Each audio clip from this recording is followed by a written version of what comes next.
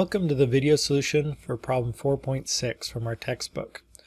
Looking at the problem assignment here in the textbook, you can see that we're assigned the task of creating a mug, but they give us basically no dimensions for the mug other than the fact that it should hold approximately 30 cubic inches and that the wall thickness, the outer wall, should be, looks like 1/8 of an inch thick.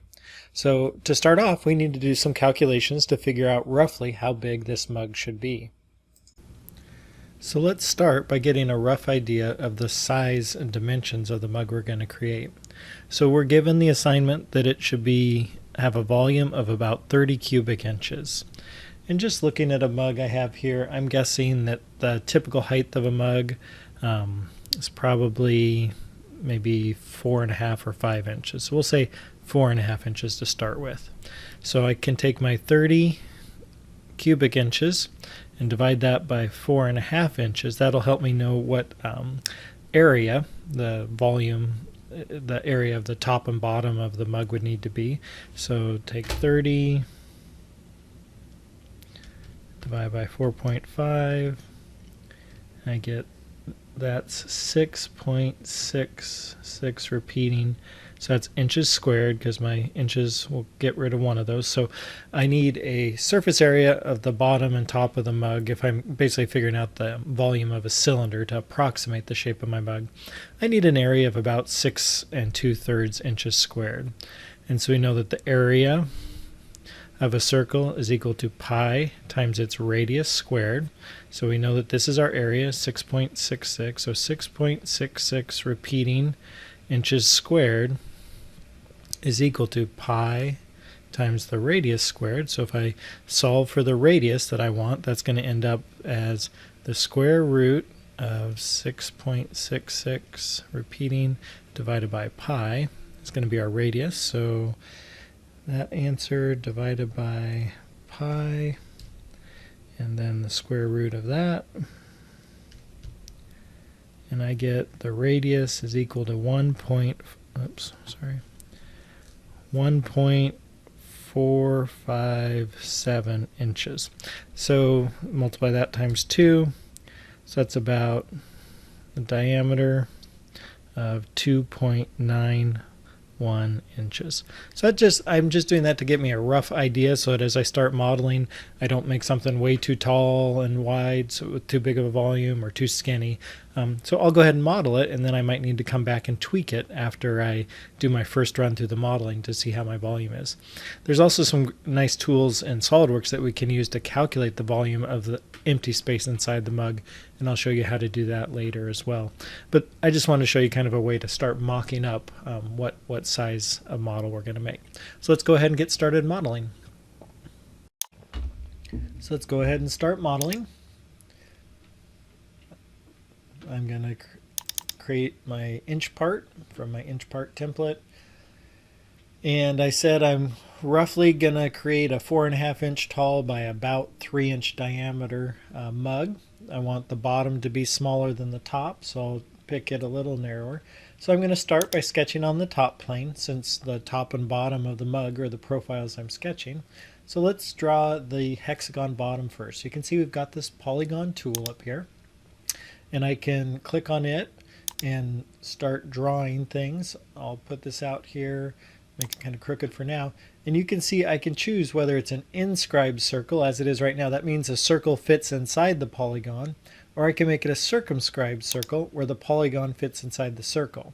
And that's what I want, because I know that I want my diameter to be less than 3 inches on the bottom, so I want to make sure all the points of my hexagon are within that 3 inch circle. So I'm going to leave that like that, and you can see I could change if I wanted a septagon, an octagon, etc. You can change these. As soon as I move away from this within the sketch, I can't get back to this nice tool for creating these polygon, because I'll be looking at lines then afterwards. So I think that's good. The hexagon's fitting inside the circle that I'm going to dimension, so I'll say OK to that. And then I'm going to start defining my sketch. So I'll start by dimensioning the outer dimension. So I'm saying a little under 3 inches, so let's say 2.875 inches. And then still a lot of under definition there, so let's add a relation to make this horizontal. Okay, now you can see my sketch is fully defined. So I'll back out of that one. So there's the sketch of my bottom. Now I need to sketch the top of the mug, and I don't have a plane that's at the top of the mug right now, right? So I need to create a plane. I can do that by creating reference geometry, a plane, and I want it to be an offset from my top plane. So select my top plane, and then 4.5 inches is fine. So 4.5 inches. Make sure it's in the direction there's down. I want it up above, so that creates my plane. That's great. Okay, so now I have a plane to sketch the top profile. So I'll sketch on that, and now I'm going to create a circle that we said is going to be a little more than 3 inches. So let's maybe do 3.25 inches.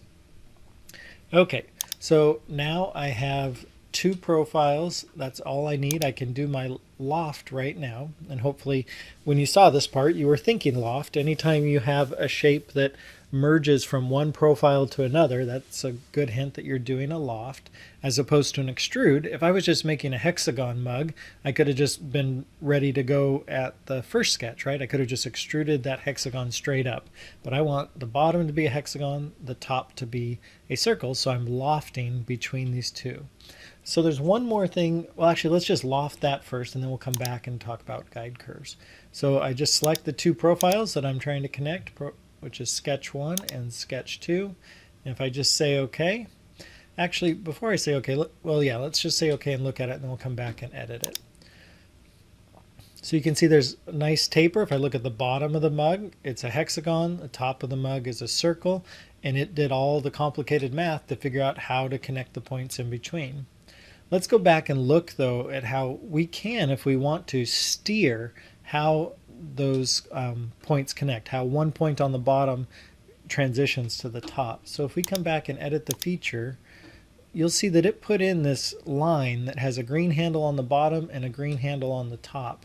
And it just did it straight up, vertical, looks like, on this one, which is what we wanted. We wanted just to connect from the bottom straight up to the top. But watch what happens if I move this along the profiles. What it's doing is then, instead of a point on the lower profile just going perpendicular up to the same point, radially on the upper profile, it's twisting the profile as it goes along. So let's look at what happens when I do that. So you can see it took this point on the bottom of the hexagon and it twisted as it lofted it up to the top profile, creating a hyperboloid shape. So that can be great if that's what you want. In this case, we didn't want that, right? We want it to just go straight back up. So I'm going to delete that loft. And you can see it leaves my sketches there. So I could go back and just recreate the loft without twisting it like that. Or if I want to force it to make sure it doesn't accidentally get twisted like that, I can include what's called a guide curve that just shows exactly how I want one point on the bottom to translate to a point on the top. So let's see if I can find a plane I can sketch on that goes through one of the points of the hexagon. Yeah, the front plane looks like, the front plane is the one we'll want. The front plane goes right through these 2 points here. So let's go ahead and sketch on that plane. So I'm sketching on a plane that is perpendicular to my profiles. And what I'm going to do is I'm going to convert the entities of both of my previous sketches. So you can see I converted the hexagon and it came in as a line that is the projection of that hexagon onto the plane I'm sketching on. And then if I select the circle and convert the entities, it'll do the same thing. So another line. And I'm going to select both those lines and say they're for construction. I'm not actually using them to create any profile. Okay, and you can see that turns them into dashed lines. Then what I'm going to do is I'm going to create a line that goes from the end of that line on my bottom plane to the end of the line on my top plane. And that is going to be a guide curve that I can reference in my sketch. So I'm just leaving it. So now I have 3 sketches that I'm going to use to define my loft. So I go to Loft again, and again select my 2 profiles. And you can see it's in there. You can also see it saw that I wanted to use sketch 3, but it's saying that it shows my guide curve as being twisted. That's weird how it looks like that. Let's go ahead and try it and see what it looks like. I think it's just previewing funny there because yeah, it looks just how I want it, going vertically from one point to the other. And you can see that if we highlight sketch 3, that's that guide curve I used. You can see it's right highlighted in blue there along the edge.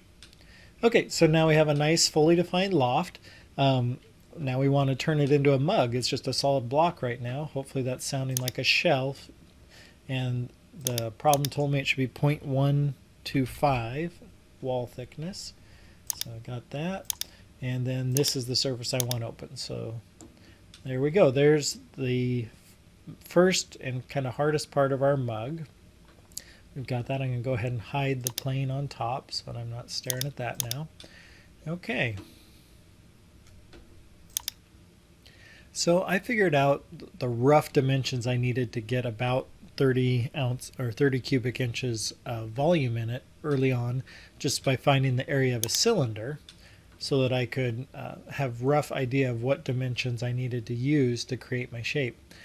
As you can imagine, though, with all the computing power of SolidWorks, there's a way I can have it tell me exactly what the volume is inside this surface. Unfortunately, it's not as easy as just going to evaluate, measure, and say clicking inside, or that gives me the area of the bottom, or you might wish you could click on top and say give me the volume in between those. It's not quite like that, but they do give us a tool called Intersect, and what that is it creates a volume, a feature automatically that is the intersect between two shapes. And so you can do that using faces or planes. I'm going to create a plane that is located a half-inch down from the top rim of my mug, because that's as far as I would really want the water to come up at, right? You rarely fill a cup right to the very top. So I'm going to create a plane that's a half-inch down from my top. So there's a plane that's a half-inch up, so flip the offset. So now I have a plane that's half-inch down, so that's great. And now what I'm going to do is create what's called an intersect feature. And that's not one that you see up here, is it? That's because it's not as commonly used. But to get there, you just go to Insert, Features, and then down here is Intersect. And I'm intersecting between plane 2 and this volume in here. And I want to create internal regions, so I'll do that. Intersect. And you can see it's previewing. See that yellow shape in there? That's the shape that it's going to create for me. And that looks like the volume I'm trying to calculate, all right. So I'll say, yep, that looks good. Okay, so now I've got this feature in there that is separate from all the other parts. So I can, after I've used it, I can suppress it so it's not actually messing with my shape if I want. But I'll turn it back on for now, because what I want to do is go measure that. So now I can go to Mass Properties, and rather than selecting the whole part, just select the intersect.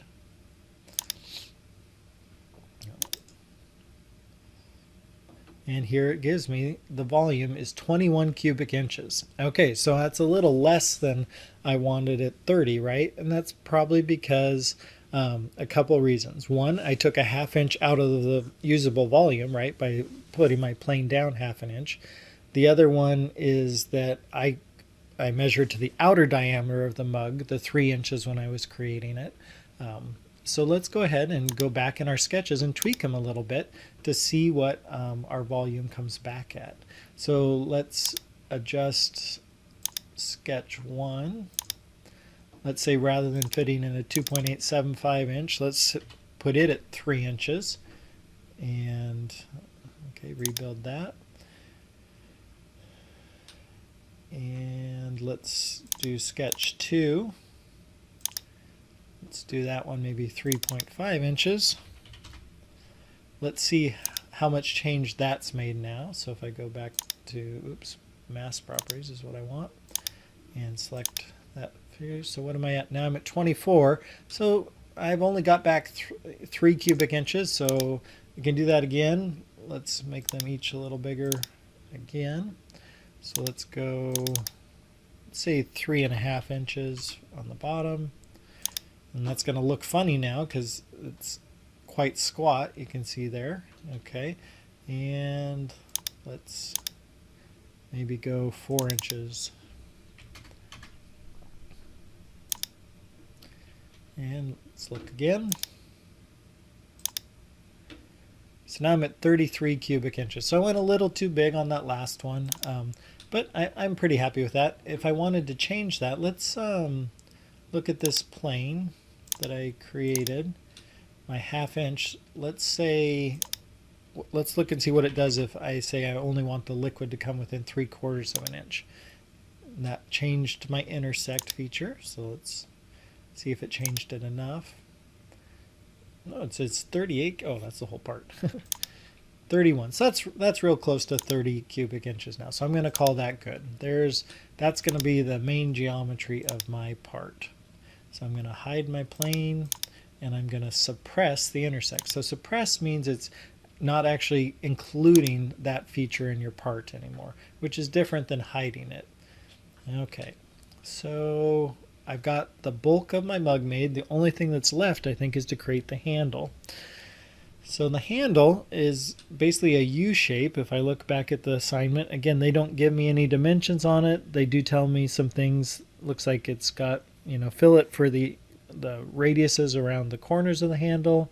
The top and bottom legs of the handle are vertical or horizontal, and the outside is vertical. I can tell that by the relation symbols next to it. And it looks like it ends up flush with the inside wall. They give you the hint there about how to create that. The easiest way to create that is to sweep a profile along a path, but make sure that it sticks into the mug, because otherwise it can be hard to figure out how to cut the end of the surface cleanly on the mug. So let's take a look at what I'm talking about. I'm going to look down from on top of the mug, and again find a plane. Before I wanted a plane that went through a point of the hexagon. Now I want one that goes through a midline, so that's probably going to be my right plane. Yep, so I'm going to sketch on my right plane, and I'm going to start out by just real roughly creating the shape of the handle that I'm going to want. And again, it didn't tell us any specific dimensions on this, so we kind of have some flexibility here. So I'm just going to kind of do it by eye, looking at the drawing they gave me. So maybe 3/4 of an inch down, and looks like, let's see what it is if I do similar. Let's say maybe an inch on the bottom. That looks good. And how far away from the mug? Let's try 2.75 inches. That looks pretty good. Then I need to radius or fillet the corners, and let's do that maybe 1/2 inch.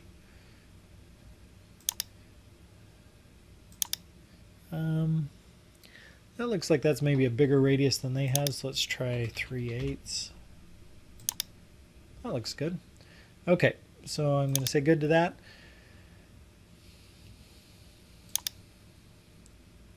So I think I'm happy. That's going to be the path that I sweep along to create the handle.